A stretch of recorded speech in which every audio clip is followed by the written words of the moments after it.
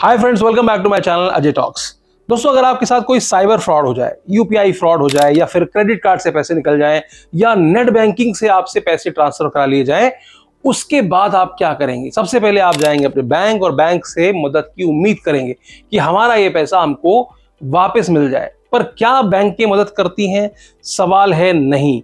लेकिन अब ये बदलने वाला है, क्योंकि आरबीआई ने हाल ही में एक डिजिटल फ्रॉड को लेकर के कंपनसेशन फ्रेमवर्क ड्राफ्ट तैयार किया है, जो कि ऐसे डिजिटल फ्रॉड के विक्टिम्स के लिए बहुत ज्यादा फायदेमंद होने वाला है, क्योंकि उनको उनके पैसों की रिकवरी जो है वो आरबीआई के द्वारा की जाने वाली है। लेकिन इसमें भी कुछ टर्म्स एंड कंडीशंस हैं जिसके साथ आरबीआई ने ड्राफ्ट तैयार किया है और आने वाले समय में सरकार इसको लागू भी कर सकती है। यानी कि आप डिजिटल फ्रॉड का शिकार हो गए हैं तो आपको आपका पैसा वापस भी मिल सकता है।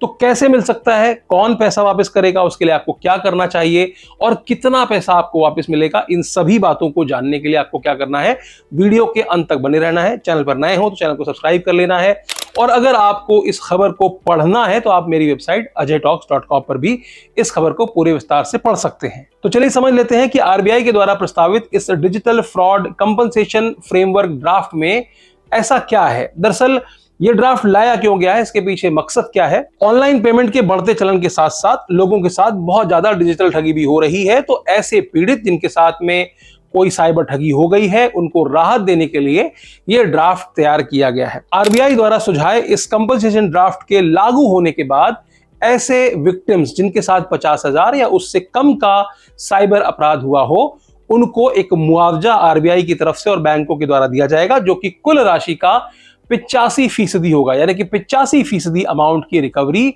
उस विक्टिम की हो सकती है जिसके साथ 50,000 या उससे कम का फ्रॉड हुआ हो। लेकिन यहां पर कुछ टर्म्स एंड कंडीशंस हैं। वो कंडीशन ये है कि ये जो अमाउंट है वो मैक्सिमम 25,000 रुपए का ही कंपनसेशन मिल सकता है। यानी कि अगर आपका 50,000 का फ्रॉड होता है, उसके हिसाब से 85% जो है वो 42,500 होता है, तो आपको मुआवजा कितने को मिलेगा? 25,000 का मिलेगा। अगर आपके साथ 10,000 रुपए का फ्रॉड होता है तो उस केस में 85% होता है 8,500 रुपीज। तो आपको पूरे 8,500 रुपीज आपको मुआवजे के तौर पर मिल जाएंगे। तो सीधी सीधी बात यह है कि पहली शर्त ही यही है कि फ्रॉड 50,000 से नीचे का होना चाहिए। अगर 50,000 से ऊपर का फ्रॉड है तो आपको इस कंपनसेशन फ्रेमवर्क का कोई लाभ नहीं मिलने वाला है। अब तीसरी शर्त क्या है? तीसरी शर्त यह है कि किसी भी विक्टिम को अगर एक बार इस तरह का कंपनसेशन मिल गया है, इस तरह का मुआवजा मिल गया है, तो उसको लाइफ में दोबारा ये कंपनसेशन नहीं मिलेगा। तो अगर आपके साथ एक फ्रॉड हो गया है और बार बार अगर आपके साथ फ्रॉड हो रहे हैं, तो आपको सिर्फ और सिर्फ एक ही बार लाइफ टाइम इस स्कीम का फायदा मिलने वाला है। अब चौथी शर्त सुन लो। चौथी शर्त यह है कि आपके साथ जैसे ही साइबर फ्रॉड होता है, उसके 5 दिन के अंदर अंदर अगर आपने इस कंप्लेंट को बैंक को और साथ में ही national cyber crime reporting portal NCRP में जाकर के अगर आपने कंप्लेंट को दर्ज नहीं कराया है, तो भी आप इस मुआवजे के लिए एलिजिबल नहीं होंगे। तो इसके लिए एलिजिबल होने के लिए आपको क्या करना पड़ेगा? cybercrime.gov.in पे 5 दिन के अंदर अंदर कंप्लेंट कीजिए, साथ ही बैंक में जाकर के भी कंप्लेंट दर्ज कराइए। बैंक आपको कंप्लेंट दर्ज करने के बाद कंप्लेंट नंबर भी देगी। अब सबसे महत्वपूर्ण सवाल यह है कि ये 85% का जो मुआवजा है वो आपको कौन देने वाला है। आपका पैसा किसी साइबर फ्रॉडस्टर के अकाउंट में चला गया है, उसने पैसे निकाल लिए हैं, तो अब आपको पैसा कौन देगा? दरअसल इसमें आरबीआई सामने निकल के आया है। आरबीआई ने बोला कि 85% का 65% हम देंगे। यानी कि आरबीआई खुद 65% इस अमाउंट का टोटल देने वाला है, और साथ में जो 10% का की हिस्सेदारी है वो उन बैंकों की है। पहली वो बैंक जिसमें कि आपका खाता है, और दूसरी वो बैंक जहां पर आपने पैसे भेजे हैं। यानी कि जो फ्रॉडस्टर का बैंक अकाउंट जिस बैंक में है, 10% उससे लिया जाएगा, 10% आपकी बैंक से लिया जाएगा। इस तरीके से 65, 10, 10 यानी कि टोटल 85% जो मुआवजे की राशि है इस तरीके से बांटी जाएगी, और आपको ये पैसा 85% मिल जाने वाला है। शर्त वही है कि फ्रॉड 50,000 से नीचे का होना चाहिए। आरबीआई ने अपने इसी ड्राफ्ट में बैंकों के लिए भी कुछ नई जिम्मेदारियां तय की हैं। सबसे पहले तो आपको कंप्लेंट जो है वो लेनी ही लेनी है। ये नहीं हो कि आप 5 दिन तक टहलाते रहे कि भाई उसके बाद 10% हमारे बच जाएंगे।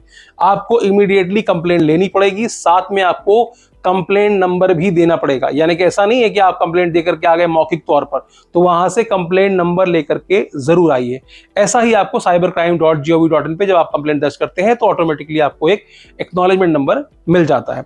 दूसरा, बैंकों को कहा गया है कि हर ट्रांजैक्शन के OTP मिलने चाहिए, लोगों को पता होना चाहिए कि उनके साथ कोई ट्रांजैक्शन हुआ है। साथ ही बैंकों को यह भी कहा गया है कि फ्रॉड होने की स्थिति में अपनी तरफ से भी इन्वेस्टिगेट करें कि जो पैसा किस अकाउंट से किस अकाउंट में गया है, ताकि जल्दी से जल्दी पीड़ित को जो है वो राहत मिल सके। अब अगला सवाल ये उठता है कि ये योजना लागू कब से होने वाली है। दरअसल अभी ये एक ड्राफ्ट है। ड्राफ्ट के तौर पर सरकार ने 6 अप्रैल 2026 तक की डेडलाइन दी गई है। इसके अंदर अंदर लोगों से सुझाव मांगे गए हैं, संबंधित जो पार्टीज हैं, बैंक्स हैं या साइबर क्राइम है, इनसे सुझाव मांगे गए हैं कि इसमें और क्या हम इंप्रूव कर सकते हैं। उसके बाद इस ड्राफ्ट को सरकार के पास भेजा जाएगा और सरकार फिर उसको उम्मीद है कि जुलाई 2026 तक लागू कर देने वाली है। और फिलहाल इस व्यवस्था को 1 साल के लिए लागू किया जाएगा, यानी कि 1 साल तक देखा जाएगा, इसका फीडबैक लिया जाएगा कि इससे लोगों को फायदा हो रहा है या नहीं हो रहा है, या किस तरह के कॉम्प्लिकेशंस हैं, ये फायदेमंद भी है या नहीं है। उसके बाद फिर समीक्षा करने के बाद इसमें जो भी संबंधित बदलाव होंगे वो किए जाने वाले हैं। अगर मेरी राय पूछेंगे तो आरबीआई का जो ड्राफ्ट है, अगर ये नियम में कन्वर्ट होता है, अगर ये लागू होता है, तो इससे तमाम उन छोटे विक्टिम्स को फायदा होने वाला है जिनकी कहीं कोई सुनवाई नहीं थी। जब वो बैंक जाते थे, बैंक उन्हें दुत्कार के भगा देती थी। जब वो साइबर क्राइम की शाखा में जाते थे, वहां पर जाके बोलते थे सर मेरे साथ 10,000 रुपए का फ्रॉड हुआ है, तो वो भी आपको भगा दिया करते थे कि क्या यार 10,000 रुपए के लिए हम क्या करेंगे।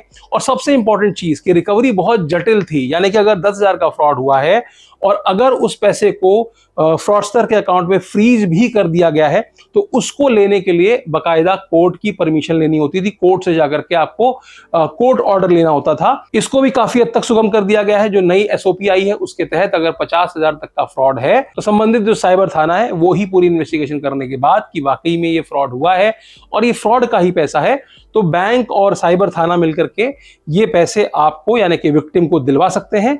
शर्त वही है कि 50,000 से कम का अमाउंट होना चाहिए। तो ऐसे विक्टिम्स के लिए बहुत इंपॉर्टेंट होने वाला है। मुझे भी जब कोई विक्टिम अप्रोच करता है कि सर मेरे साथ 5,000 का फ्रॉड हो गया, 10,000 का फ्रॉड हो गया है, तो मैं भी ये कहता था कि भाई कंप्लेंट कर दो, लेकिन मिलने के चांसेस कम है, क्योंकि अगर वो फ्रीज भी हो गया है तो आप कोर्ट ऑर्डर के लिए जाओगे, वहां पर आप पैसा खर्च करोगे, वकील को दोगे, तो आपको मिलने वाला क्या है। लेकिन इस नियम के आने के बाद एक SOP और साथ में आरबीआई की जो ये ड्राफ्ट है, अगर ये नियम में बदलता है तो दोनों ही केसेस में लाखों करोड़ों ऐसे विक्टिम्स हैं जो कि छोटे छोटे अमाउंट जिनके साथ फ्रॉड होता है उनको पैसे मिल सकते हैं। तो आपकी क्या राय है इस ड्राफ्ट के बारे में, इस कमेंट सेक्शन में जरूर बताइएगा। आज की वीडियो में सिर्फ इतना ही। वीडियो अच्छी लगी हो तो लाइक कर दीजिएगा, चैनल पर नए हो सब्सक्राइब करते हुए जाइएगा।